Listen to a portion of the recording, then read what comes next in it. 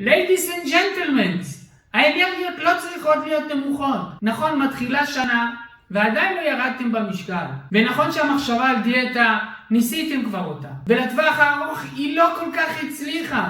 יכול להיות שאפילו בתוך כדי הדיאטה הרגשתם מותשות, הרגשתם תחושת כישלון, הרגשתם שזה לא כל כך מתאים לכם ואתם אוכלים דברים שלא כל כך טעימים לכם.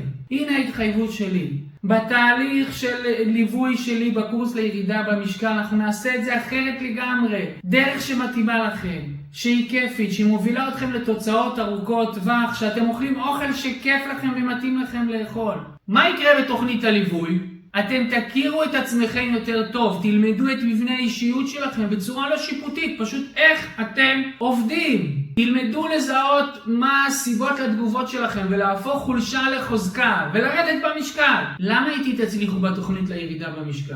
כי המטרה שלי היא לחבר אתכם אל האישיות שלכם. כשהאישיות מחוברת, הכוח הפנימי מתעורר, ואז לא חייבים לגייס כוח רצון ולהיות במאבק על משהו שהוא לא ממש מתאים לי. יש לי דרך שמתאימה לי, יש לי מטרה שמתאימה לי. ואני יכול ויכולה לעבוד עם הרצון הפנימי שלי ולא חייב לגייס כוח רצון.